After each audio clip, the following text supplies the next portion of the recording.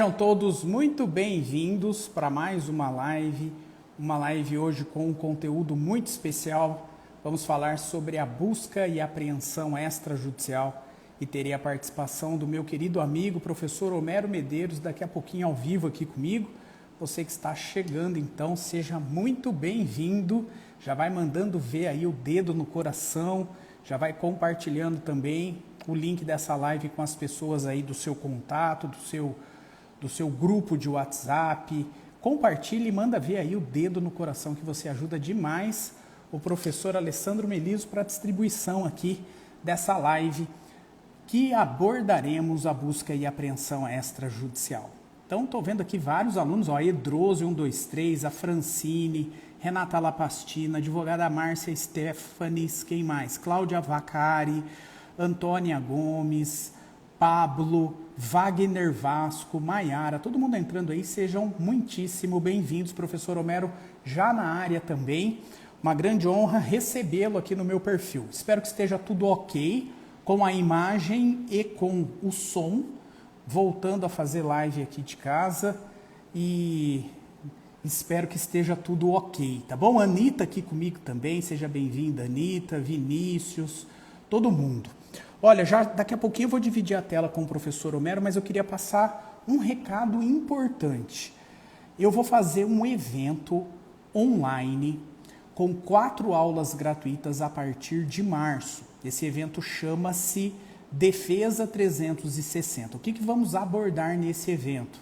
Os principais meios de defesa no processo de execução, vamos analisar matérias de defesa e também como aplicar tudo isso na prática jurídica.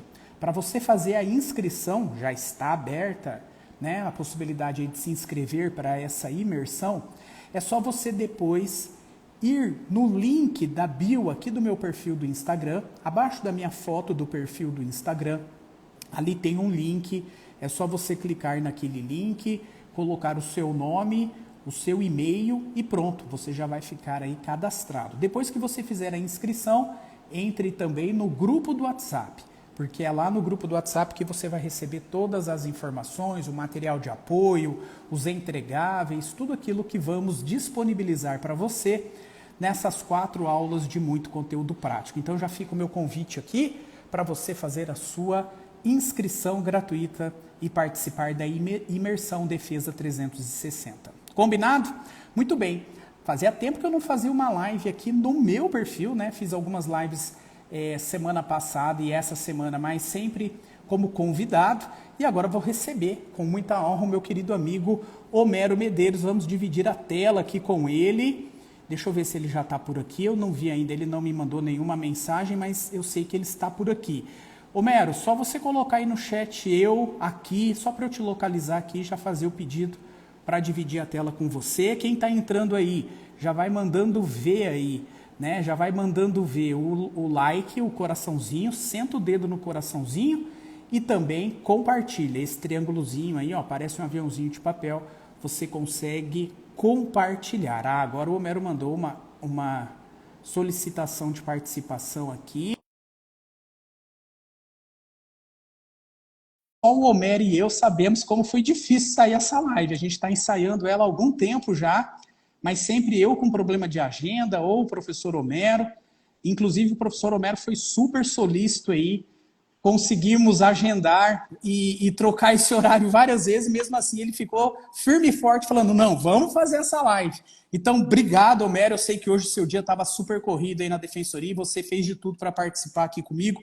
De coração, meu querido amigo, obrigado mais uma vez pelo seu sim, pela sua presença. Tenho certeza que vai ser show aqui, porque toda vez que a gente se reúne sai coisa boa.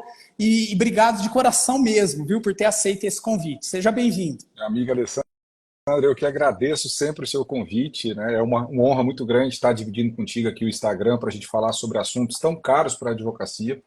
E eu sei que seu dia é corrido, o meu também, mas sempre a gente ajusta ali horário, agenda para conseguir fazer. Isso é muito bom, né? Mostra o compromisso seu, meu, com os nossos alunos, né? E já aproveitando que já está aqui, já estava te ouvindo aqui no início, já convido todo mundo que não segue o professor Alessandro, segue que o curso dele de defesa do executado é fantástico. vale muito a pena para você que quer realmente fazer uma advocacia diferenciada na parte de defesa do executado, né? Deixa o Zé para lá com a execução, a gente cuida do lado de cá. Coisa do Mas lado de assim, cá. e o Alessandro tem um trabalho brilhante. Se você quer fazer algo técnico, que tenha resultado, já se inscreva para o evento, que realmente é algo diferenciado mesmo. E é um prazer para falar, estar aqui contigo para falar do sistema novo, quente, né, que é a busca e apreensão na esfera extrajudicial em Ah, especial. maravilha, Homero. Fazia horas que eu queria conversar com você sobre essa lei.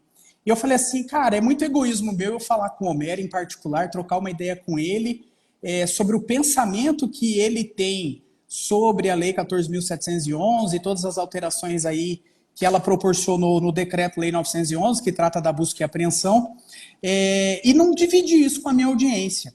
E nós não conversamos ainda nada a respeito dessa lei. Eu estudei a lei, o Homero também, claro, o Homero é um especialista em direito bancário portanto, é conhecedor dessa matéria profundamente. Tem curso, inclusive, sobre isso, Sim, né, Homero? Já vi que você sim. teve cursos relacionados a esse tema.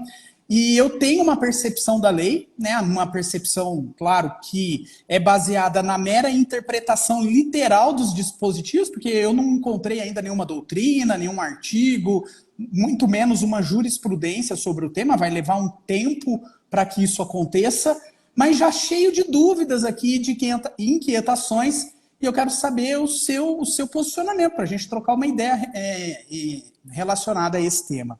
Então, Homero, vamos lá, muito obrigado, viu? De coração. Vamos começar então?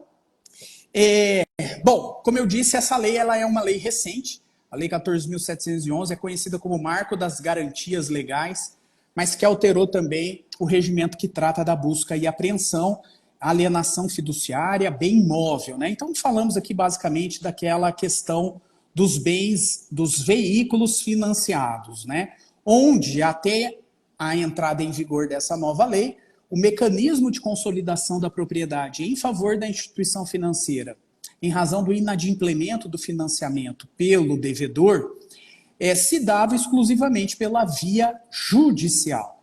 E aí estamos habituados a trabalhar com esse tema na ação de busca e apreensão, né? A famosa ação de busca e apreensão, que precede uma constituição em mora do devedor. Ficou mudo, Alessandro. Voltou. É, essa constituição em mora, me ligou de novo. Essa constituição em mora se dá por uma notificação extrajudicial feita pela própria instituição financeira e a partir do momento em que há essa constituição em mora, aí sim os bancos estariam autorizados a ajuizar a ação de busca e apreensão e a liminar era concedida de uma forma muito simples, né? O juiz analisava ali a constituição em mora, se estava tudo ok, e a partir disso expedia a liminar, né, determinava a expedição da liminar de busca e apreensão daquele veículo, com uma série de consequências que estamos bem acostumados. Acontece que de agora em diante as instituições financeiras terão também uma outra via para a consolidação da propriedade e para a busca e a apreensão. E aí exclusivamente nos referimos aqui à via extrajudicial. Na minha percepção, Homero, me parece, e aqui é um chute mesmo, né, que as instituições financeiras, diante dessa opção, porque a lei coloca, é uma opção, né, claro, para aqueles contratos que forem redigidos após a entrada em vigor da lei, já que na lei se exige que neste contrato tenha uma cláusula expressa que autoriza a consolidação da propriedade e a busca e a apreensão pela forma extrajudicial. Então, quer dizer, aqueles contratos antigos que não têm essa disposição contratual, num primeiro momento, me parece que eles não poderão, né, redundar no procedimento administrativo por uma opção das instituições financeiras. Mas naqueles que foram celebrados depois da constituição da possibilidade, né, prevista agora pela lei 14.711, que alterou o decreto 911. Se esse contrato foi redigido depois e tem essa cláusula, a opção do banco aí é evidente, né, Homero? Complete aí, o que você entende desse primeiro aspecto? Não, perfeito, Alessandro. A aplicação dessa norma, né, ela vai ter efeito só para frente, ela não vai ter efeitos retroativos. Esse é o primeiro ponto que Eu acho que é pacífico. A literalidade da lei nos diz isso. E aí tem a questão contratual, como você bem colocou, Alessandro. Ter previsão expressa no contrato. E este é um detalhe que a gente tem que ter uns olhos, né, voltados para a defesa do consumidor.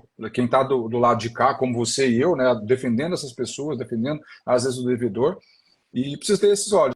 Porque quando a gente fala constar no contrato, não basta ter uma nota de rodapé lá no final e constar do contrato. Quando a gente lê esta disposição em conjugação com o CDC, principalmente pós-lei do superendividamento, as cláusulas que restringem direitos, as cláusulas que impõem sanções ou deveres ao consumidor, elas têm que ser claras e ostensivas ao consumidor, né? Porque senão ela viola a política do crédito responsável, a transparência nas relações de consumo. Então, não basta uma nota de rodapé, tem que ser uma cláusula ostensiva, destacada, e eu até entendo, conjugado ali, Alessandro, que tem que ser no tamanho 12, como se coloca ali no CDC, né? Tem que ser realmente destacada das demais. Então, para mim, essa é a premissa essencial para se aplicar esse procedimento extrajudicial. E num primeiro... Até hoje, Alessandro, eu não vi nenhum contrato ainda com isso. Eu não vi na prática nenhum contrato. Nenhum contrato, né? Eu também ainda não vi.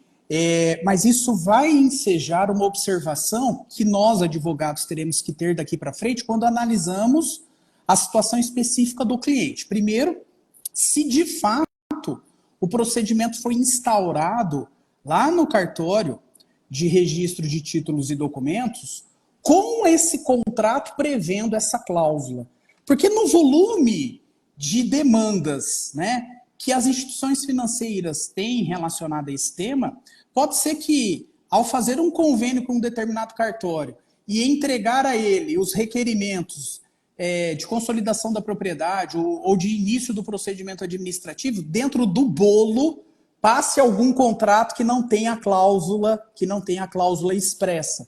E aí me parece que, se o oficial do cartório recebe esse procedimento já pode ser questionado por uma eventual ilegalidade. Um assunto que vai virar a moda, que vai ser recorrente na advocacia preventiva de quem atua com essas questões, com quem atua com direito bancário, que é questionar o procedimento administrativo quanto à legalidade. Aí será um ponto, me parece, de observar se há essa previsão observada ou não no caso concreto, porque se não tiver, vai ser objeto de questionamento judicial para anular o procedimento. Concorda com isso, Homero?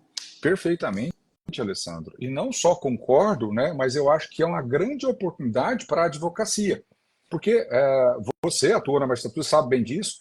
Os bancos às vezes levavam buscas e apreensões sem a Constituição embora, sem a notificação. Imagina na esfera extrajudicial que se quer fazer volume, né, dar vazão. Que, para mim, legalizou um assunto que a gente pode tocar aqui, que ele legalizou a figura do localizador agora na lei, né, que eles podem, né, funcionar. A gente sabe que ele existia, mas ele não tinha uma previsão normativa expressa, hoje tem. Então, esses localizadores, o que eles vão fazer? Até mesmo antes da busca e apreensão talvez estar tramitando, eles já vão estar trabalhando. Porque quando deflagrar o procedimento ali, já vai estar tudo engatilhado para apreender o bem.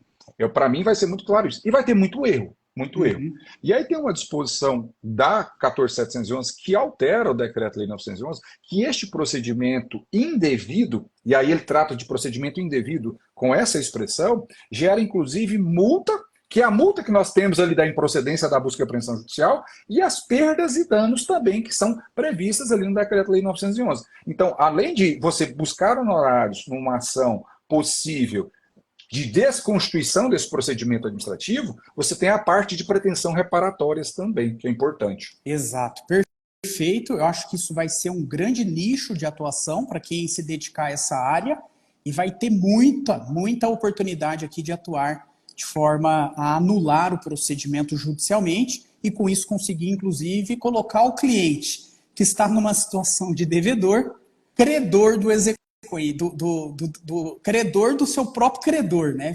Vai virar o jogo aí e conseguir sair de uma situação de devedor para credor, no caso concreto.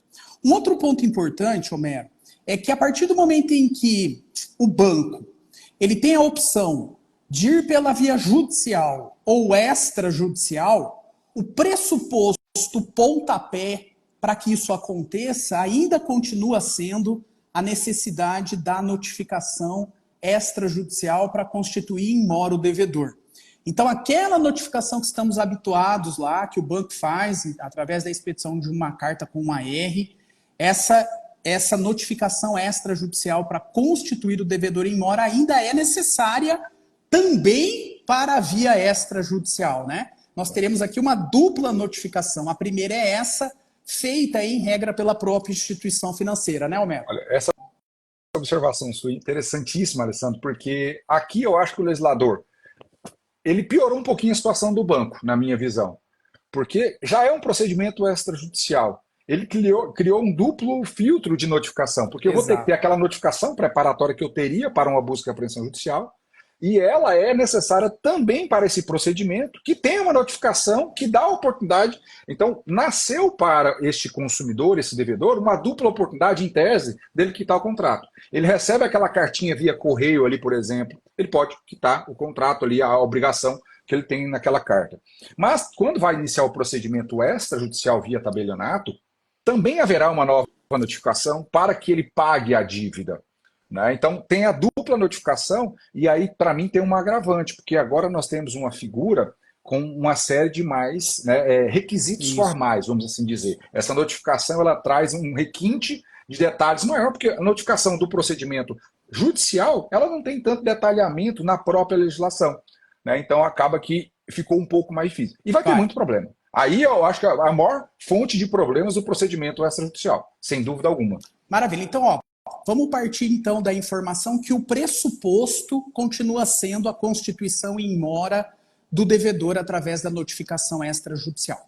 Feita a notificação extrajudicial pela instituição financeira, agora sim ela tem a opção ou de judicializar a busca e apreensão ou de entrar pela via extrajudicial. E aí eu quero esclarecer, para quem não está ainda habituado com o procedimento, que esse procedimento administrativo, nos termos do artigo 8b do Decreto-Lei 911/69, com alteração com a inclusão dessa redação pela Lei 14.711, ele diz expressamente que esse procedimento será perante o cartório de registro de títulos e documentos.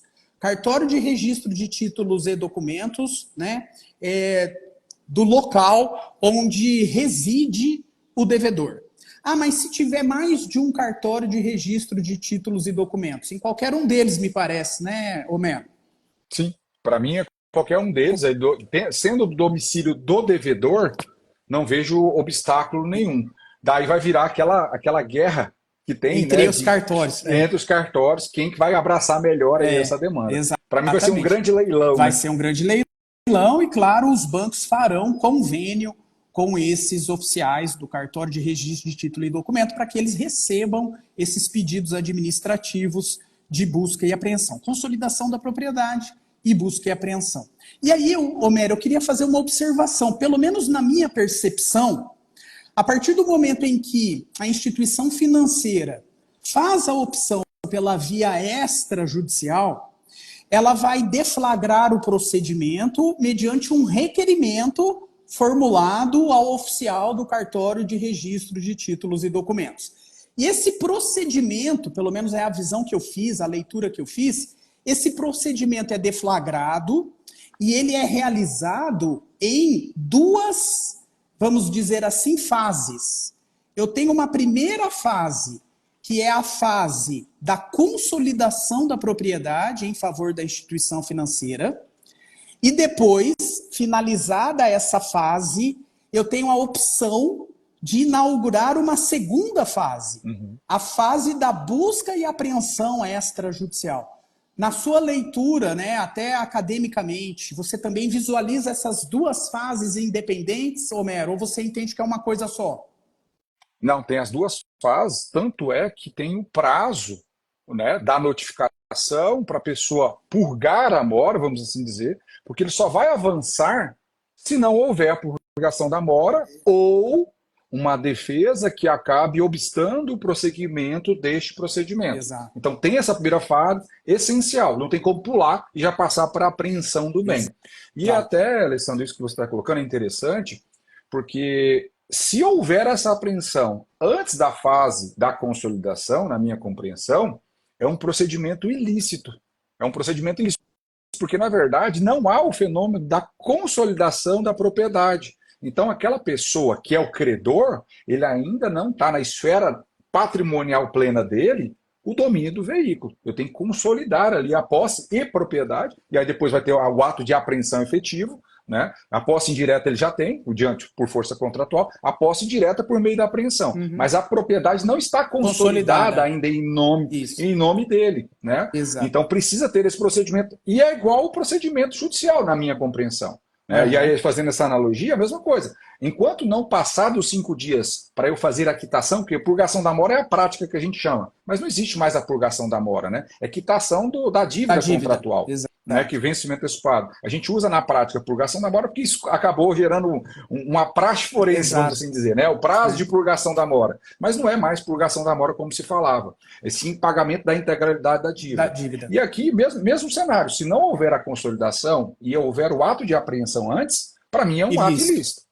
É um ato ilícito. E até assim, na minha visão, Homero, na minha leitura, a partir do momento em que não há ainda a apreensão do bem, mas há por parte do oficial, a gente vai chegar lá, daqui a pouquinho eu vou explicar com mais calma isso, mas há por parte do oficial a consolidação da propriedade em favor da instituição financeira, porque ele não efetuou o pagamento, não entregou voluntariamente o bem, porque ele tem a oportunidade de entregar voluntariamente, e a defesa que ele fez, eventualmente, não foi acolhida pelo oficial do cartório. Então, nessa situação, o oficial vai declarar que a propriedade está consolidada em favor da instituição financeira, inclusive vai impor uma multa de 5% para o devedor. A partir do momento em que há isso, me parece que encerra essa primeira fase, a fase da consolidação da propriedade. E surge a possibilidade agora do banco apreender o bem. E ele pode ter a opção de querer a apreensão pela via judicial, ou ele pode ter a opção de apreensão pela via extrajudicial. Ele tem de novo essa oportunidade de escolha e ele tem que deflagrar, no meu modo de ver, essa segunda fase com um novo requerimento.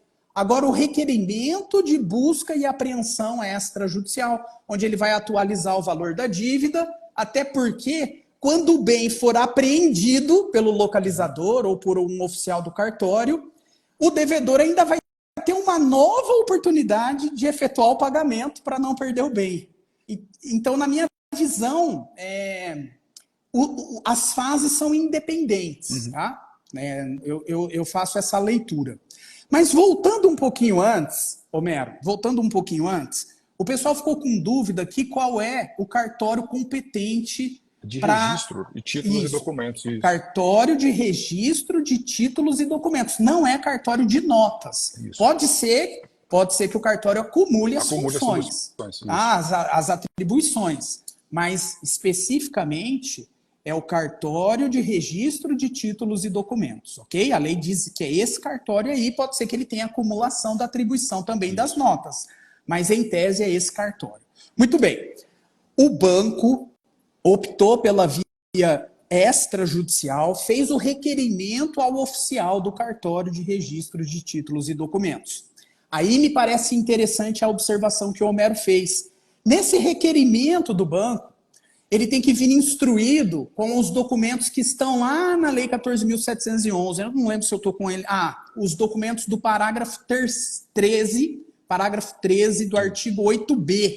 Então, não é simplesmente um requerimento simples do banco ao cartório, ao oficial do cartório. Esse requerimento tem que ser acompanhado de uma série de informações e de documentos que tornaram a vida do banco mais difícil, mas, por outro lado, favoreceram a vida do consumidor devedor, não é mesmo, Homero? Entre esses documentos, por exemplo, tem que apresentar uma cópia do contrato de alienação fiduciária, o que é uma vantagem para o devedor. Na via judicial, muitas vezes, ele não tinha isso, né? Viu, Alessandro? E que era um problema, na verdade, né? Por exemplo, se uma pessoa aparece no escritório de um advogado, hoje eu falo que a grande dor do advogado é alcançar a cópia desse contrato.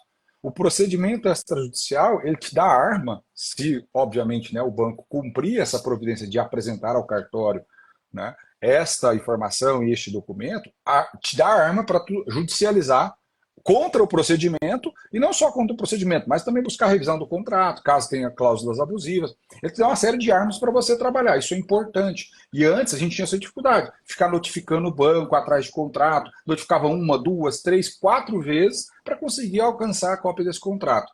E às vezes, na busca e apreensão judicial, já peguei algumas situações que era ajuizada sem a cópia do contrato.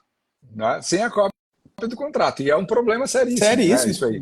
Ainda mais para a defesa depois que é possível, né? No procedimento. Então, a lei diz assim, ó, que quando o banco faz o requerimento administrativo, esse documento tem que ser instruído com a cópia do contrato, ele tem que designar qual é o valor da dívida de acordo com uma possível data do pagamento, ou seja, ele tem que falar, o devedor vai ser notificado para pagar. E o valor que ele tem que pagar é esse aqui, ó. O banco tem que dizer especificamente qual é o valor que tem que ser pago para quitar a dívida.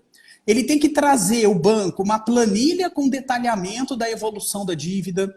Ele tem que mostrar lá no procedimento administrativo, o banco, qual é a forma de pagamento se o devedor notificado quiser exercer o direito de pagar. Como que ele vai pagar? É por boleto? É por uma conta que vai ser fornecida pelo banco, é por um convênio que será formado com o próprio cartório de registro de títulos e documentos, e o cartório está autorizado a receber o valor da dívida.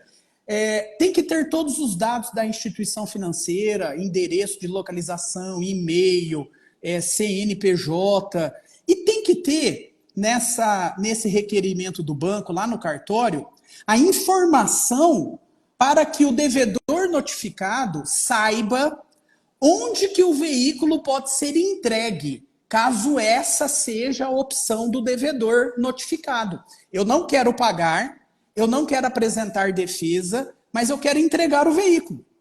Aonde que ele leva o veículo? Né? Aonde que o banco vai receber esse veículo? É claro que o banco não vai receber o veículo lá no cartório de registro de títulos e documentos, não vai selar. O banco vai ter que ter um local para receber os veículos, né? Então, em cada cidade, em cada comarca, em cada capital, vai ter que ter lá um local disponível para entrega desse veículo voluntariamente por parte do devedor. E isso tem que ser informado nesse requerimento aí do banco. Isso, como o Homero disse, vai facilitar muito a vida do devedor. E faltando algum desses elementos, é possível questionar aqui uma nulidade do procedimento, né, Homero? Brincaria até, Alessandro, que esses requisitos formais que você colocou, fazendo um paralelo ali com a petição inicial do processo, primeiro, eles são mais complexos do que uma inicial de busca e apreensão. Se vocês fizerem um paralelo simples, não tem esse tanto de informação e exigência. Partes estão ali como exigência da inicial de busca e apreensão. Mas, por exemplo, a entrega de veículo, como está ali, né? Essa planilha evolutiva, e aqui ele deixa com muita clareza, né? Planilha com detalhamento da evolução da dívida. É muito claro, não é só importante informar o valor devido, não é só isso. Tem que ter evolução, até para ter um demonstrativo para a pessoa compreender como é que foram aplicados os encargos, tanto remuneratório quanto moratório ali naquele período. É como se fosse uma hipótese de inépcia da inicial administrativa, vamos assim dizer. Exato. E aí vai ter uma grande discussão, sabe, Alessandro, dentro desse contexto que a gente tem destas, né, formas essenciais, se seria uma hipótese de nulidade relativa, nulidade absoluta, se o oficial do cartório de registro ele teria atribuição para reconhecer a invalidade do procedimento e reiniciar esse procedimento, né? Ou se era hipótese de extinção e começar de novo. Se ele pode registrar o requerimento, mas dar uma nota devolutiva de que não vai prosseguir porque está faltando alguma dessas informações, dando, entre aspas, um prazo para que a instituição emende o requerimento com esses documentos que estão faltando. Vai ficar interessante, né?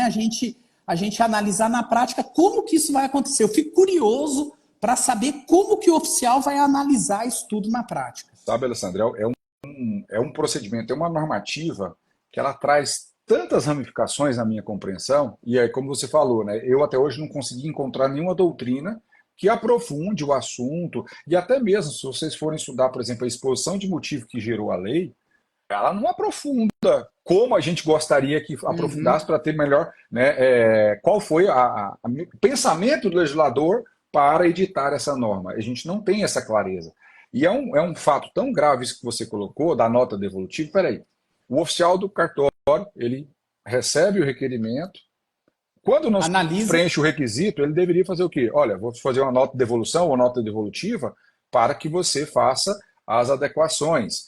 E aí, se o cartório não faz isso, Exato. o cartório responde por isso, e aí tem aquele outro desdobramento ainda, que é o entendimento do STF. Peraí, mas quem responde por isso é o Estado ou é o titular do cartório? São tantas ramificações que surgem a partir de um dispositivo que gera muita oportunidade de atuação, porque pensamos você imagina, o STF, você imagina, o oficial recebe o procedimento sem fazer nenhuma dessas notas devolutivas e ele recebe o procedimento e o procedimento está faltando esses documentos básicos, essas informações básicas, e ele passa o rodo por cima disso aí. O procedimento é deflagrado e vamos imaginar que no curso do procedimento o devedor tem o automóvel apreendido ou entregue voluntariamente. Mas que depois isso é questionado judicialmente e o procedimento judicial, a ação anulatória, declara a invalidade do procedimento administrativo. De modo que se aquele procedimento administrativo é nulo, a apreensão do veículo, por consequência, é nula também. E se essa apreensão do veículo, claro, trouxer um prejuízo para o devedor, o oficial responde por esse prejuízo? E é uma outra questão, até questão de prática da advocacia, sabe, Alessandro? Se eu pensar, peraí, o oficial pode responder, a gente está no campo de potencialidades. Mas peraí, será que estrategicamente é melhor? E aí até questão de estratégia do dia a dia da vivência. Sim, claro. É melhor eu buscar a responsabilidade do banco que deflagrou o procedimento e inobservou a lei, porque ele deveria cumprir a lei também, a lei é aplicável a ele, ou eu devo partir para o lado de colocar só, né, a responsabilidade do cartório, ou buscar uma solidariedade, vamos assim dizer. Então, não é só conhecer o direito material, a estratégia processual e prática, né, do dia a dia da vivência forense também é muito importante. Eu até brinco muito com isso, sabe, Alessandro? Porque tem situações que a gente vê que tem fraude, que, por exemplo, tem participação ou responsabilidade do poder público, a exemplo do INSS. Mas vale a pena eu, numa situação em que eu tenho no polo passivo uma instituição financeira que tem um poder econômico, que tem responsabilidade sobre a falha, eu colocar mais algum ator no processo para ampliar a discussão subjetivamente e, consequente, um monte de ato processual, você como magistrado sabe quanto que conturba um processo com vários réus, né? Sim, então, é algo que a gente tem que pensar como estratégia jurídica processual. Partindo do pressuposto que aqui estamos numa relação de consumo e que a responsabilidade civil do fornecedor, da instituição, seria objetivo. Né? Sim, não, tem uma série de implicações que nós temos que pensar antes de judicializar. Não é simplesmente sair discutindo as ações anulatórias, como você está falando, né? Não, peraí, vamos colocar a ação anulatória e acumular já um pedido de reparação de danos. E aí, se você coloca o cartório na história, tem a discussão no STF, que o STF entendeu que é responsabilidade do Estado, né? E o Estado que entra com regresso, peraí, eu vou colocar o Estado, o poder público no polo passivo. Olha o problema que nós temos por trás disso tudo. Né? Exato. Mas que nós vamos ter que chegar uma hora e aprofundar nisso aí. Mas aqui a gente já vislumbra um cenário positivo para a advocacia, sem dúvida nenhuma. Sim, né? Com certeza. Sem dúvida nenhuma. Mas vamos avançar, Homero. Um ponto me chama a atenção também.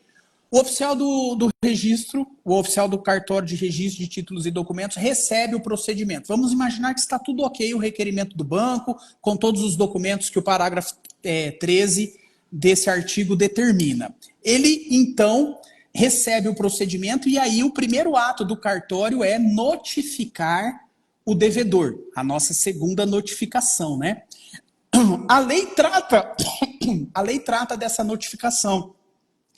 E a lei diz que a notificação será feita preferencialmente por meio eletrônico, a ser enviado no endereço eletrônico que constar lá no contrato de financiamento, quando o devedor vai lá fazer, né, a aquisição do veículo.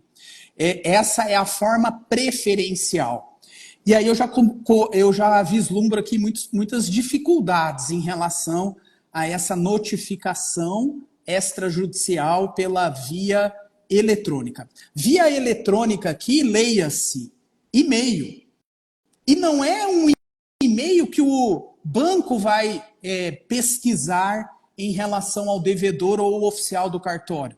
O e-mail que o próprio devedor declarou no contrato.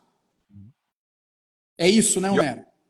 Olha que interessante isso, Alessandro, essas notificações eletrônicas. E aí já fazendo um paralelo com o que está vigendo hoje na jurisprudência do STJ.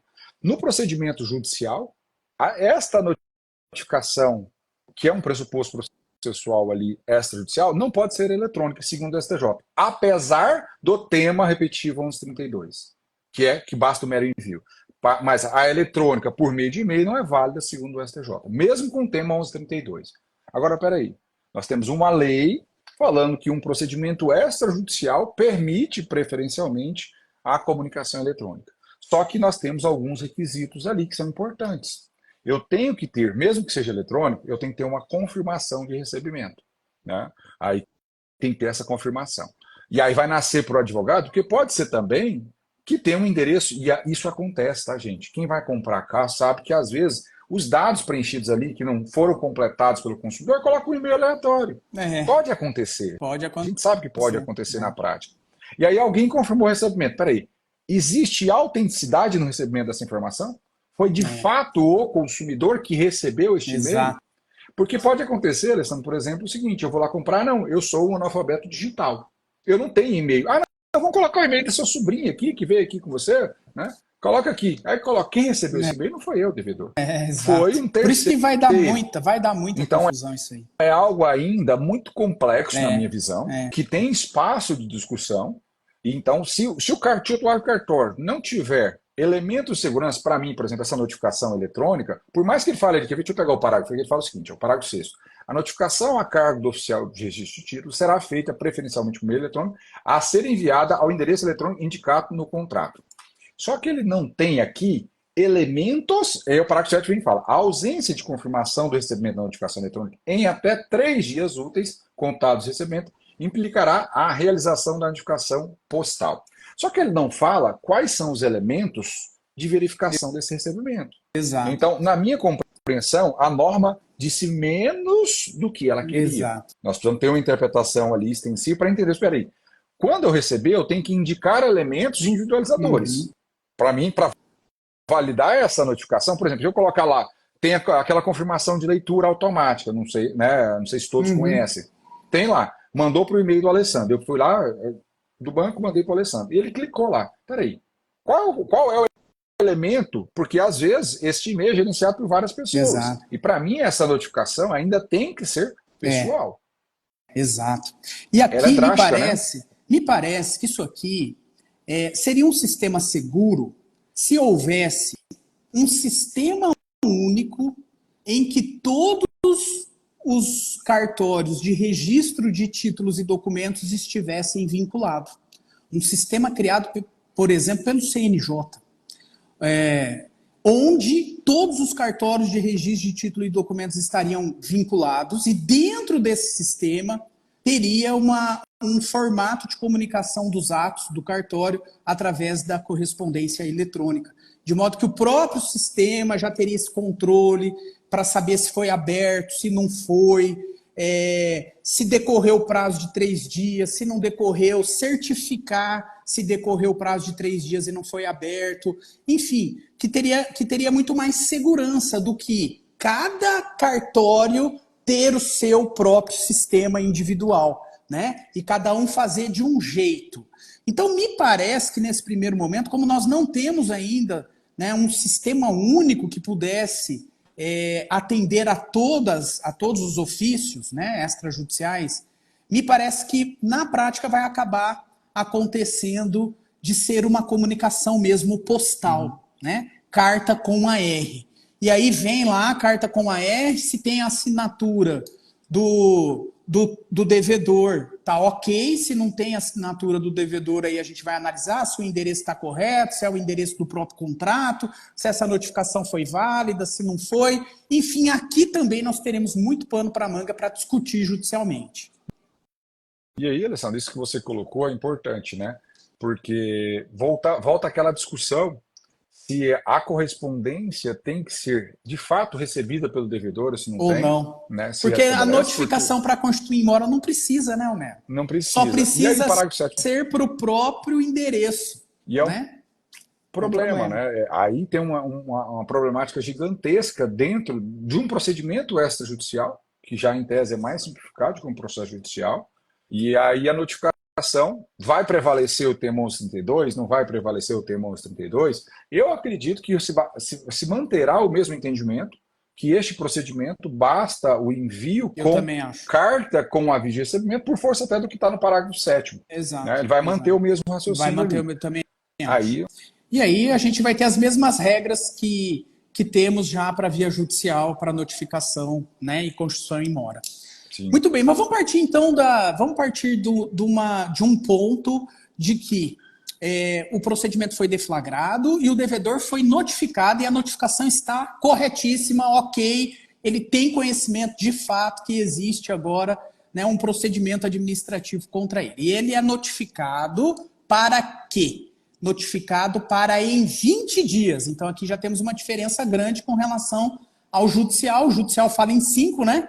Aqui, no extra, o prazo da notificação é 20 dias. E aí já me perguntaram, isso aí é prazo de dia útil? Claro que não, tá? Aqui é um prazo, não é um prazo processual. Nós estamos na via extrajudicial. Então são 20 dias corrido aí, não tem essa de dias úteis. E o que ele pode fazer em 20 dias? Ele é notificado para quê?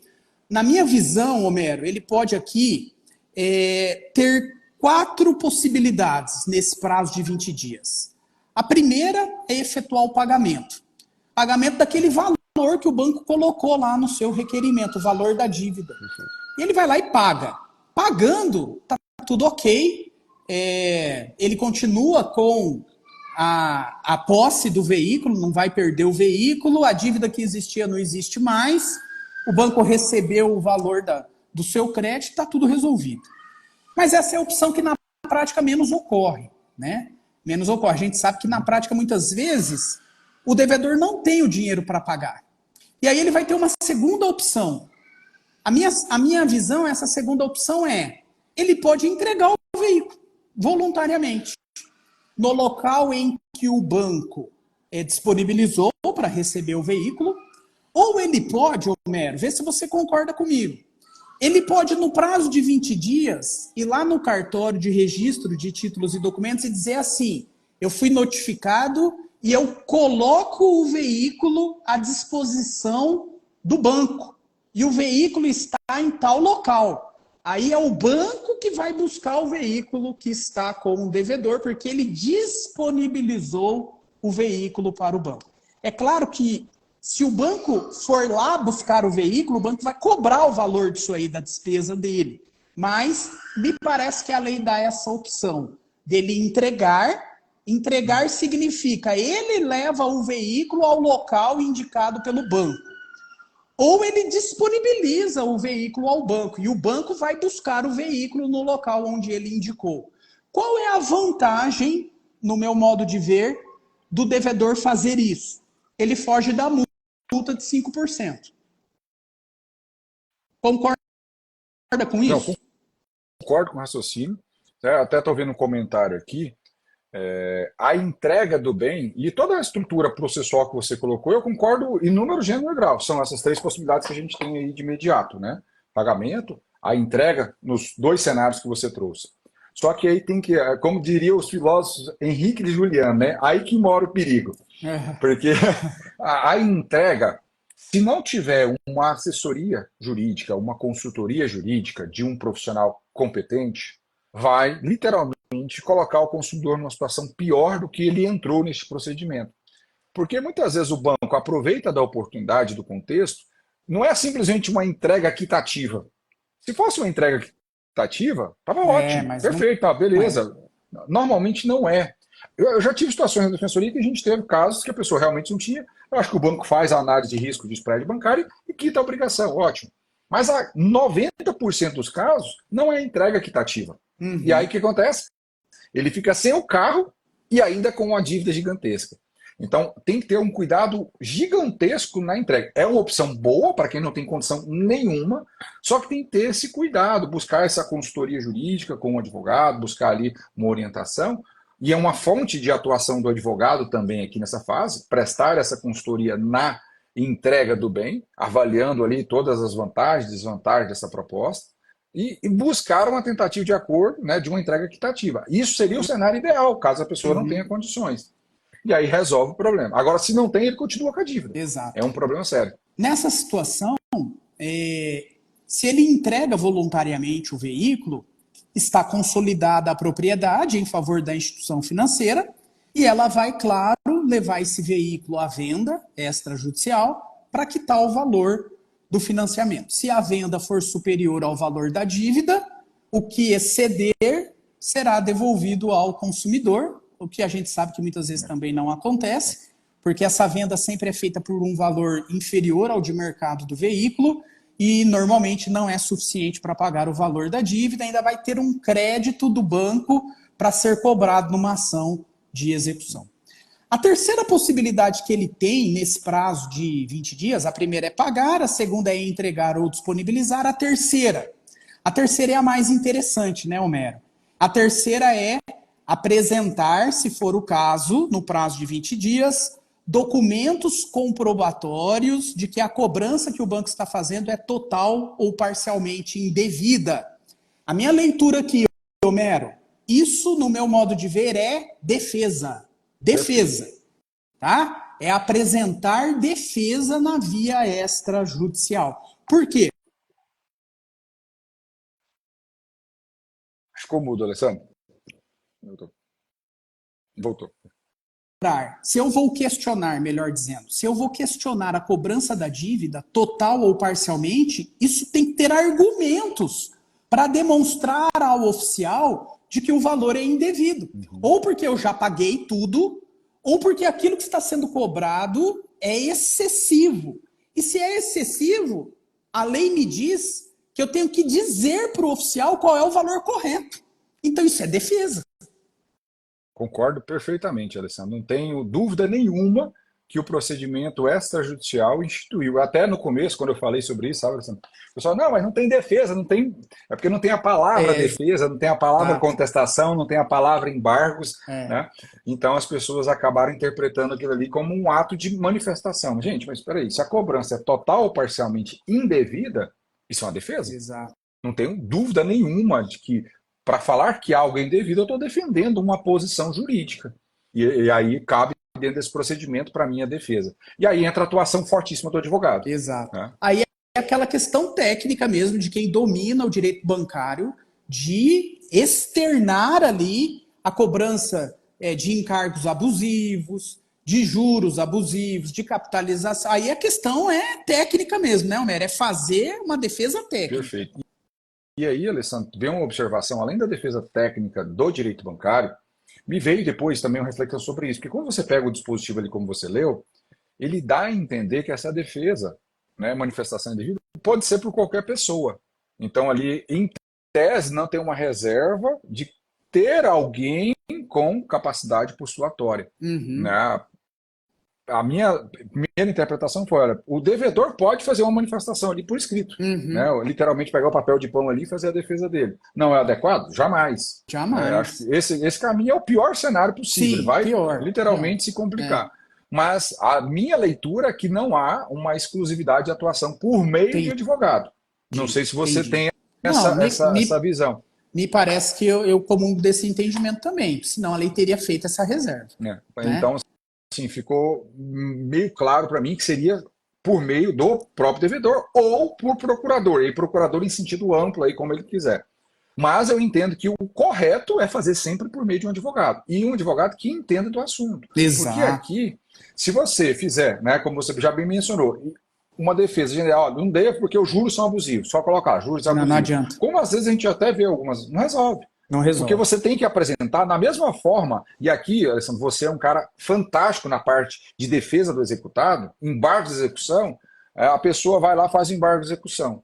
mas ela não indica qual que é o valor incontroverso da discussão ali. E aqui eu preciso exatamente, é o mesmo raciocínio, é como se eu fosse montar uma revisional Exato. em sede de defesa. Sede de Para mim defesa. é o mesmo raciocínio. Exato. É isso mesmo. Perfeito. Né? Inclusive, se for questionar que há excesso, eu tenho que apontar, como o Código de Processo Civil diz, qual é o valor correto, que eu entendo correto. Eu, devedor, tenho que apresentar um demonstrativo de débito, valor devido, correto. Então, isso é defesa, não há dúvida nenhuma em relação a isso.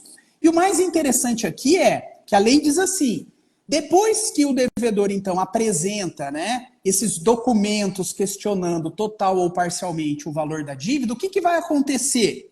A própria lei diz assim, ó, o oficial vai analisar os documentos apresentados pelo devedor. Se o oficial vai analisar a defesa feita pelo devedor. E aí, então, o oficial vai fazer o trabalho aqui, a função do juiz numa ação judicial. Ele vai olhar para aquela defesa ali e ele tem duas possibilidades. E ele vai ter que justificar isso, o oficial, diante da defesa. Né? Ele vai ter que fundamentar, ele vai ter que ter o dever de fundamentação aí. Ele pode analisar a defesa do devedor e de duas uma. Ele vai concluir, o devedor tem razão. Ele vai, portanto, constatar o direito do devedor. E se ele constata que o devedor tem razão, tem direito, a lei diz, ele, oficial, se abstém de prosseguir com o procedimento. O procedimento morre aqui, porque ele conclui, o oficial, que aquela defesa tem potencialidade, é uma defesa onde está constatado o direito do devedor. Então, a consequência é abstém-se de prosseguir o procedimento. Mas ele pode, Homero, passar o trator. Tá a defesa bem feita lá pelo Homero, na defensoria. O Homero fez uma baita defesa, com todos os argumentos, com todos os questionamentos, com a planilha de crédito. Se ele judicializar isso, tem sucesso garantido. Tá lá, na defesa do devedor extrajudicialmente. O oficial olha para aquilo e diz assim, não tô nem aí. O devedor não tem razão. E prossegue com o procedimento de consolidação da propriedade. Estou muito curioso para saber como que vai ser o comportamento dos oficiais do cartório de registro de títulos e documentos com essa defesa técnica bem formulada no caso concreto. Qual é a tua visão sobre isso, Olha, meu amigo? Alessandro, essa curiosidade que você tem, eu estou identicamente aqui posicionado, porque é um ônus muito grande para o titular do cartório assumir esse abacaxi. Porque ele vai substituir, vamos assim dizer, o papel do magistrado aqui. Né? Lógico que aqui eu posso buscar o Poder Judiciário para desconstruir todo o procedimento extrajudicial, mas na esfera administrativa, ele vai julgar ali a demanda, né? Tanto a pretensão do credor, quanto a defesa apresentada pelo devedor. Porque se ele opta pelo caminho de prosseguir, ele está julgando, né? Procedente, vamos assim dizer, o pedido do autor. Se ele opta o prosseguimento, ele está acolhendo a tese defensiva e está, em tese, deixando de prosseguir o prosseguimento, e aí não tem, né, os demais termos do procedimento extrajudicial. Então, ele faz, às vezes, de um magistrado, vamos assim dizer, ali na esfera administrativa. Agora, sendo bem honesto para ti, eu dificilmente, se tiver uma defesa substanciosa, com bastante riqueza de detalhes, em especial instruído um parecer de assistente técnico, com memória de cálculo ali, neste caso, dificilmente eu prosseguiria com o procedimento, porque o risco é muito grande. Sem dúvida. Para o titular do cartório. Muito grande, porque ele pode sofrer consequências. Então, o papel do advogado, eu não sei se você pensa assim, o papel do advogado aqui agora é travar o procedimento. É literalmente isso, travar o procedimento. Exato. Eu acho que vai acontecer exatamente isso. Eu acho que vai acontecer. Uma defesa foi bem feita, tem ali plausibilidade em relação àquilo que está sendo apresentado, né? Tem um laudo, tem um demonstrativo de débito, está bem instruído, eu vou entender que o oficial vai considerar frustrado o procedimento extrajudicial. Ele vai se abster de prosseguir com o procedimento, não consolidou a propriedade em favor da instituição financeira, e aí a instituição financeira vai ter que ir para as vias judiciais, ok? Mas vamos imaginar que um oficial aí, cabeça doida, para não dizer outra coisa, cabeça doida, passou o trator por cima disso. Nessa minha visão, Homero, aqui eu queria ver o que você pensa. Então vamos imaginar, foi feita a defesa não foi acolhida. Então, não acolhimento da defesa significa consolidação da propriedade extrajudicial em favor do banco. A consequência é essa. Não, está consolidada a propriedade em favor do banco, então a sua defesa não foi acolhida. Muito bem. Nessa perspectiva, Homero, eu entendo, talvez eu tenha sido aqui, na minha interpretação, muito formalista ou muito cuidadoso, mas eu entendo que se houvesse o pagamento ou se houvesse a entrega voluntária do bem, não haveria multa, ok? A multa dos 5%.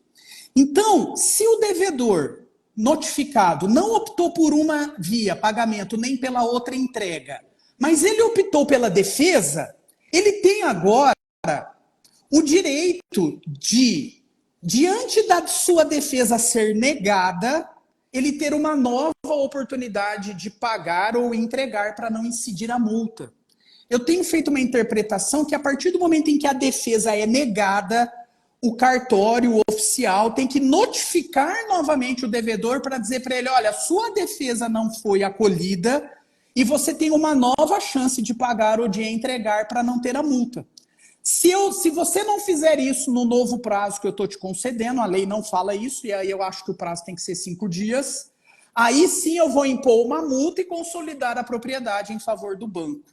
Não sei se você chegou a pensar nisso, Homero, ou você já acha que a multa é automática e ele nem é intimado para ter essa oportunidade de entregar voluntariamente? É um problema seríssimo, Alessandro. O seu raciocínio é perfeito. E eu entendo que deveria ser nesse sentido. Até para se estabelecer o direito dele de exercer a defesa. Sim, e não perder a oportunidade de ter o benefício de não ter a multa. Se ele não tem o direito de exercer a defesa e depois ter o direito de pagar ou entregar o bem ali para se livrar da multa, praticamente você está dando um direito com uma mão e tirando a outra. Exato. Você cria uma política do medo, né? Peraí, se eu não entregar ou não pagar e resolver exercer o meu direito de defesa, que é constitucional, aí eu tenho que fazer uma interpretação conforme a Constituição do procedimento, aí é perfeito o seu raciocínio, eu estou inibindo o direito de defesa dele na esfera administrativa. Exato. Inibindo. Aí teríamos uma inconstitucionalidade. Exato. Por isso que a nova lei tem que ser interpretada conforme... Não está na literalidade isso, como você bem colocou, uma interpretação conforme a Constituição para se assegurar esse direito dele ficar isento do pagamento da multa, caso ele pague ou... Entregue. Né, ele entregue o bem. Para mim, perfeito. Aí está consolidada a propriedade sem multa. Porque ele foi notificado novamente depois, mas ele exerceu o direito de defesa. Porque se não tiver isso, é exatamente o que você falou. Ou eu pago e entrego e me livro da multa, ou eu faço a defesa e corro o risco de ter... E a multa vai incidir se minha defesa não for acolhida. Vai incidir obrigatoriamente. E eu não tenho mais o direito de entregar o bem voluntariamente. É um problema. Se a gente for pegar literalmente, não teria esse direito. Exato. Concordo com você. Só que aí entra o papel do exegeta, do intérprete. Né? E aí dá uma interpretação conforme a Constituição, para que se compreenda que, na verdade, a literalidade, se a gente pegar aqui, qual que é o parágrafo, até para a gente fazer, ele fala assim, eu acho que é o parágrafo 11, na hipótese de não pagamento voluntário da dívida no prazo legal, é dever do devedor, no mesmo prazo, e com a devida ciência do cartório, de entregar ou disponibilizar voluntariamente a coisa para venda extrajudicial, sob pena de sujeitar-se à multa de 5%. Respeitado o direito do devedor, receber por escrito por parte do credor. Então, assim, veja, não pagamento voluntário, no mesmo prazo, né, que ele fala, e com a devida ciência do cartório. Se eu não dou a interpretação conforme a Constituição disso, eu aniquilo o direito de defesa dele. Exato. Ninguém vai exercer esse direito de defesa. É melhor ir para a via judicial. É melhor para a via judicial, né? Então, assim, eu entendo. E até uma forma de você argumentar isso juridicamente, falando assim, se essa interpretação não prevalecer, nós teremos um avolumamento de ações judiciais questionando. Exato. Quando poderia se resolver pela esfera extrajudicial, caso fosse respeitado o direito de defesa dele. A minha interpretação foi nesse sentido, então. Então, a opção dele foi, eu quero fazer a defesa. A defesa foi feita. A defesa feita, Homero, pode ser acolhida. Se for acolhida, acabou o procedimento, resolveu a vida dele, ele não vai entregar o veículo. Agora, se a defesa dele não for acolhida, ele perdeu a oportunidade de entregar voluntariamente e não ter a multa. Então eu entendo, a sua defesa não foi acolhida, então agora você já sabe que a sua defesa não foi acolhida, entrega voluntariamente em 20 dias ou paga. Se você não entregar ou pagar, multa de 5% e consolidação da propriedade em favor do banco. E aí vamos imaginar que aconteça isso. Ele foi notificado novamente para entregar ou pagar e não fez nenhum nem outro. Aí o oficial vai incidir o valor da multa de 5% sobre o valor devido e vai consolidar a propriedade em favor da instituição financeira. E encerra a primeira fase. Porque agora a consolidação da propriedade está declarada em favor do banco, mas o veículo não está com o banco. O veículo está ou com o devedor ou com alguém. E aí precisa da segunda fase. A segunda fase é a busca e apreensão. No meu modo de ver, como eu já coloquei no começo da nossa live, o banco tem uma nova opção aqui. Ele pode requerer novamente ao cartório de registro de títulos e documentos a continuidade do procedimento para a busca e apreensão extrajudicial, ou ele pode, diante da consolidação da propriedade, já ir direto para a via judicial e ajuizar uma busca e apreensão. Claro que a tendência é, nessa circunstância, Homero, que ele faça um requerimento e prossiga o procedimento extrajudicial. E aí a lei é interessante, porque daí, no meu modo de ver, nós instauramos a segunda fase do procedimento extrajudicial, a fase da busca e apreensão. E a lei diz, tem que ter um requerimento do banco com um novo demonstrativo de débito, porque passou um prazo, né, do início do procedimento até agora. Então ele tem que atualizar o valor da dívida para iniciar aí essa segunda fase, que é a fase da busca e apreensão extrajudicial. Tem que ter um requerimento do banco nesse sentido. Você entende dessa forma também? Ou, na sua visão, isso é automático e decorre da consolidação da propriedade? Não, a lei é muito clara na minha visão, assim, não tem como você dar outro tipo de interpretação ali, porque não tem dúvida, não tem obscuridade na norma, né? E aí a gente volta nas normas de interpretação jurídica. Tá muito o claro parágrafo ali. 11 diz, expressamente, Homero, o procedimento extrajudicial não impedirá o uso do processo judicial pelo devedor fiduciante. Tá? São vias autônomas aí que estarão...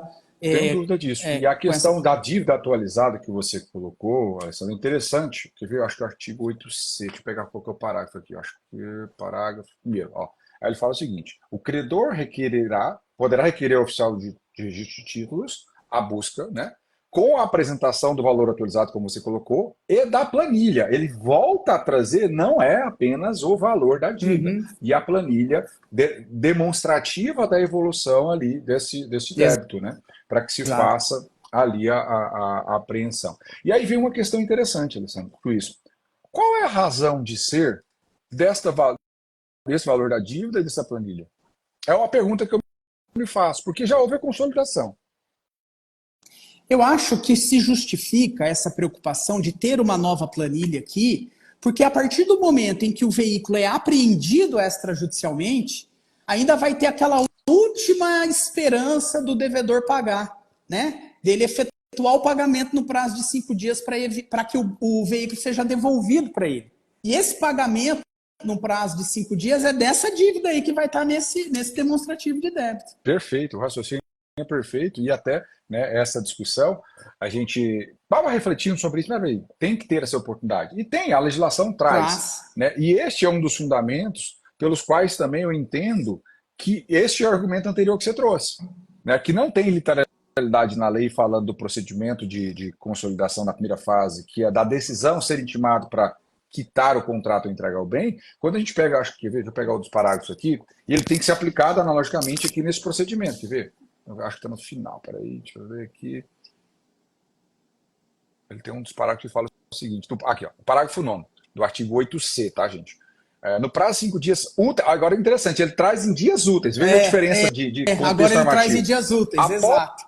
Após após a apreensão do bem, o devedor substituinte terá o direito de pagar a integralidade da dívida No pendente, prazo de segundo os valores 5 dias. apresentados. Isso depois já de ultrapassado a primeira Exato. fase. E olha que interessante, este aqui é o argumento de interpretação analógica para utilizar o que você trouxe anteriormente, que é na fase que a gente tem primária de consolidação da propriedade. O cartório notifica aquela pessoa e fala, olha, concluí que tem que prosseguir. Então, esta notificação tem que embutir esta observação aqui do parágrafo 9º, do artigo 8C. E aí tem esse direito de se fazer essa quitação, que a gente chama na prática de purgação da mora judicial, mas não é purgação, é quitar o contrato ali, né? Quitar o contrato, e aí incluindo as despesas que tem envolvida por trás disso também. Tudo, né? Não é só... vai entrar toda a despesa aí, vou chegar lá. Então, olha que interessante, o procedimento ele é bem interessante, né, na prática jurídica. Por quê? Consolidou a propriedade, só que o veículo não está com a instituição financeira, está com um devedor ou com alguém. Muito bem, iniciou então a fase, agora a segunda fase, a fase da busca e apreensão. O oficial recebe o requerimento do banco com o demonstrativo da dívida atualizado, tem que estar atualizado, como o Homero bem colocou. E aí a lei diz assim, nesse procedimento de busca e apreensão, o oficial do cartório ele vai fazer uma série de providências. O que ele vai fazer? Ele vai lançar a restrição do veículo lá no Denatran. O oficial do cartório agora vai ter vínculo também com o Renajude, Romero, para ele poder lá no sistema do Denatran, lá no sistema do Renajude, colocar a restrição de circulação, de licenciamento e de venda do bem? É uma questão que precisa, na minha visão, ser regulamentada pelo CNJ, inclusive, né? Porque mesmo que o CNJ, né, ele tenha a função primária judicial, ele também exerce, né, o poder normativo nessa parte dos cartórios também. Então eu entendo que aqui depende de ter esta estrutura normativa dentro do CNJ para regulamentar esse funcionamento também. Até para como vai ser feito, né, os impactos disso, estabelecer, por exemplo, se houve uma medida judicial determinando quem que vai retirar essa restrição, se é do cartório. Tem uma série de consequências que se desdobram deste lançamento aqui. Mas sem dúvida que a lei autoriza que o oficial tenha esse poder. Sim, né? sim, perfeito. De ter acesso ao Renajude e impor todas as medidas restritivas em relação ao veículo. Como a lei determina também que exista uma plataforma própria dos cartórios de registro de títulos e documentos, onde nessa plataforma ele vai ter que colocar lá também que existe a busca e apreensão extrajudicial daquele veículo, né? E ele vai também, claro, expedir a certidão de busca e apreensão, que é nada mais, nada menos do que o mandado do juiz de busca e apreensão. O correspondente ao mandado do juiz será essa certidão de busca e apreensão extrajudicial, um documento emitido pelo cartório, onde um funcionário do cartório, um localizador, um funcionário ou colaborador do banco terá à disposição em mãos para chegar no local onde o veículo está e apreender o veículo. Perfeito. E aí vai ter um ponto muito interessante, Homero. Como que vai ser nessa prática jurídica? De repente, bate na porta aqui um perdigueiro, né? Eu conheço essa expressão perdigueiro, localizador, né? Que é aquele profissional responsável em localizar o veículo. Só que agora ele vai ter junto com ele uma certidão de busca e apreensão expedida pelo oficial do cartório. E ele vai chegar no devedor e falar, ó, eu tenho uma ordem aqui de busca e apreensão do veículo expedida pelo oficial do cartório de registro de títulos e documentos fulano de tal. Não vai ter um oficial de justiça, não sei se vai ter policial ou não, se vai poder convocar a força policial para isso, mas ele vai chegar lá. Será que o devedor vai entregar o veículo para ele? Né? Será que o devedor vai confiar? Né? Bom, mas você não é oficial de justiça, você não é do Poder Judiciário, cadê a ordem do juiz? E não vai ter ordem do juiz nenhuma, né? Como que vai ser isso na prática? Isso que eu tô curioso. E não só isso, também. Olha que interessante isso que você está colocando. Chega na minha residência, eu estou com busca e apreensão administrativa extrajudicial ali. E aí eu tranco meu portão. E aí? O oficial do cartório pode chegar e meter o pé na porta e entrar e levar o carro com guincho? É uma pergunta a ser feita, né? Porque nós estamos mitigando uma série de direitos por trás dessa história. Então, assim, até onde chega este poder normativo que foi dado, né, aos cartórios. Exato, exato. É uma discussão que vai ter muito pano para manga ainda, Muito. Vamos ver na prática como isso vai acontecer. Mas vamos lá. Apreendido um veículo, né? Se esse veículo for apreendido pelo perdigueiro, pelo funcionário do cartório, por alguém do próprio banco, enfim, apreendido o veículo, aí agora o bem vai ser entregue no local onde o banco determina, o banco agora tem a posse direta do bem. Mas antes do banco ter a autorização para vender extrajudicialmente, a lei diz que o devedor deve, por último, ser notificado novamente. Mais uma vez, você vai ter a chance aqui, como o Homerão bem disse aqui, para que no prazo de 5 dias, agora úteis, então a lei foi específica aqui agora são dias úteis. Você tem 5 dias úteis para pagar a integralidade da dívida. E aí ele vai ter que depositar o valor, pagar conforme o banco informou lá o recebimento desse valor. Pagou, o banco tem que devolver o carro para ele. E se não pagou no prazo de 5 dias, aí sim, agora o banco está autorizado a fazer a venda extrajudicial e ter todas as consequências aí decorrentes dessa venda. Enfim, um procedimento que pode dar muito pano para manga, né, Homero? Vamos ver como é que vai ser tudo isso na prática. Muito, né? E assim, vamos ver aquela história do vamos pegar, sabe, Alessandro, do procedimento. Por quê? Eu vejo, dentro de todo o circuito que tem do procedimento extrajudicial, mais oportunidades de se quitar e se manter o bem na esfera do devedor, tem mais oportunidades, né? Até uma por criação de interpretação, como você trouxe aqui, né? Que é dentro daquela primeira fase da consolidação da propriedade, do que no próprio procedimento judicial. Ali, se você tem aquela primeira oportunidade, quando apreende o bem, se você tem 5 dias para fazer a quitação da integralidade da dívida, aqui não, você tem várias etapas que acontecem, né, um contraditório prévio. E é até interessante, porque lá no judicial, o fluxo é inverso. Apreende para depois você conversar comigo. É um procedimento completamente inverso. A contestação não pode nem ser analisada se o bem não for apreendido. Não é isso? É isso mesmo. É tema repetitivo, inclusive, do STJ, que, com todo respeito, é algo problemático na minha visão, porque se eu tenho uma série de abusividades ali, você fica travado, né, na defesa, e aí você corre o risco de ter a apreensão indevida do bem e depois só resolver em perdas e danos. Né? O direito chega, né, a remediar o problema de forma muito tarde. Exato. Isso é muito ruim. E aí você, na esfera extrajudicial, teve uma série de oportunidades maiores até que um procedimento judicial. Sem dúvida. Na minha Eu vislumbro aqui, possibilidade de atuação. Primeiro, tentando uma negociação extrajudicial para evitar que esse procedimento chegue até o final e perca a disponibilidade do bem em razão da dívida. Então, atuar aqui preventivamente, fazer um acordo, enfim, aquilo que você bem ensina, né? Deflagrar uma negociação onde o banco ali vislumbra uma possibilidade de pagamento, de negociação, mas que paralelamente ele está ajuizando a ação ou entrando com um procedimento administrativo, e isso pode ser comportamento contraditório, ato abusivo, objeto de questionamento, como você bem explica, isso é uma possibilidade. A segunda é acompanhar todo o procedimento administrativo e fazer a defesa administrativa.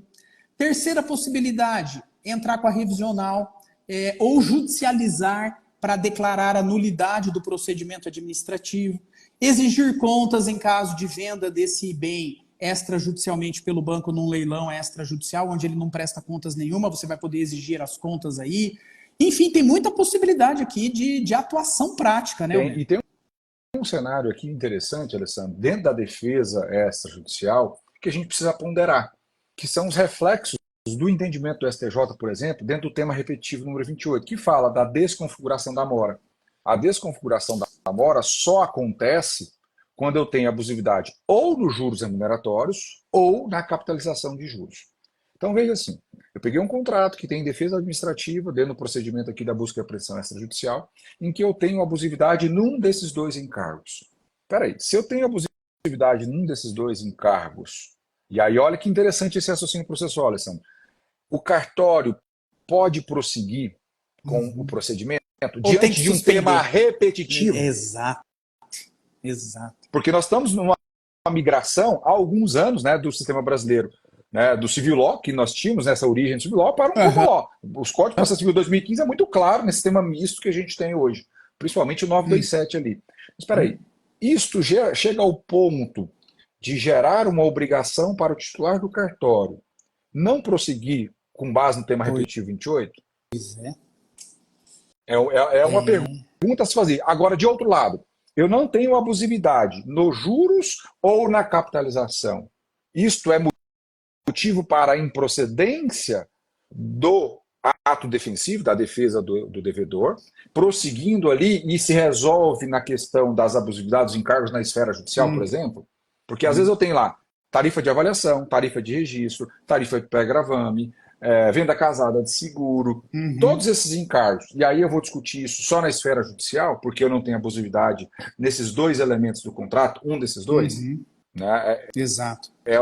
São possibilidades que a gente vai ter que trabalhar ao longo do tempo, né? E ainda para mim é uma grande interrogação. Em si, nós vamos ter que verificar na prática o que vai surtir mais efeitos, né? É só a prática isso aí, só a experiência do dia a dia mesmo.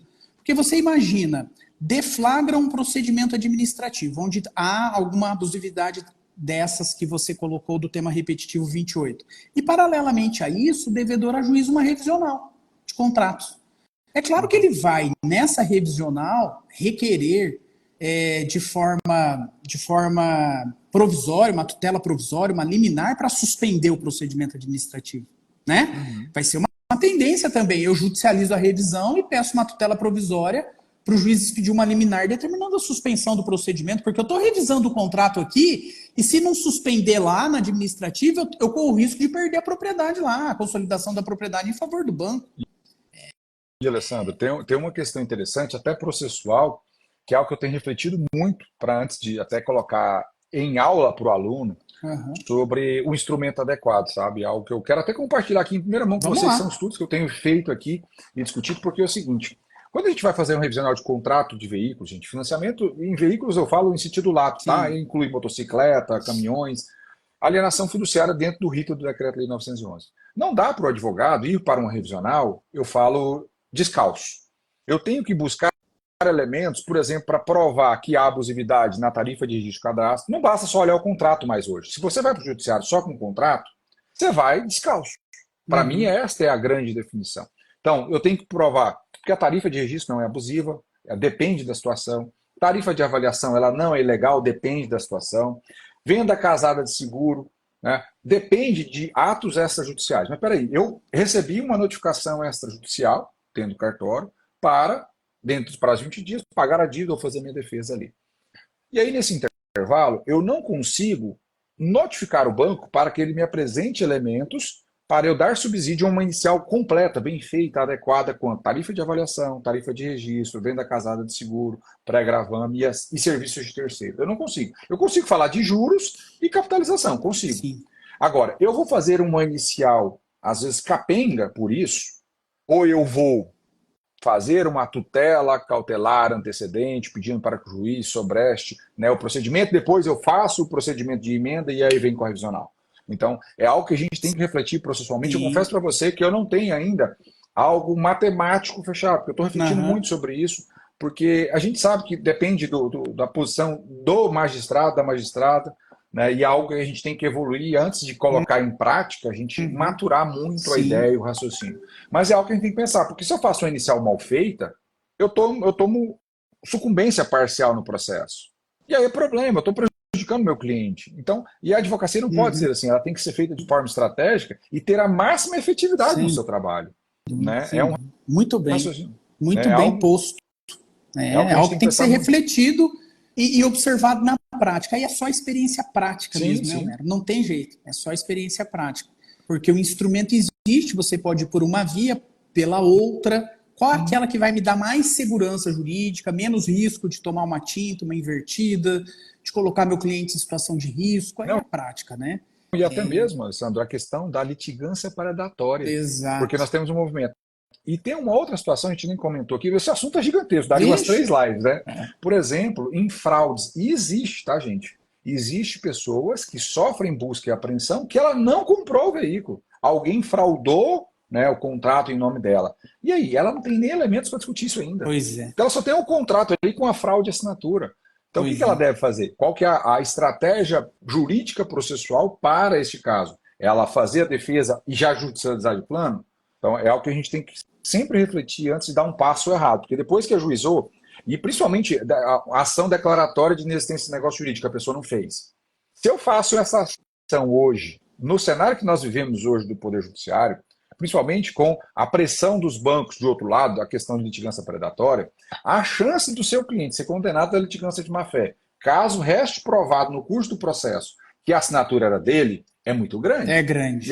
E aí você não pode ir para o judiciário na dúvida. Não sei. Né? Então, essa tutela antecedente talvez seja um instrumento razoável para você travar o procedimento aqui e ter tempo para trabalhar na produção probatória. Exato. Evitar danos na frente.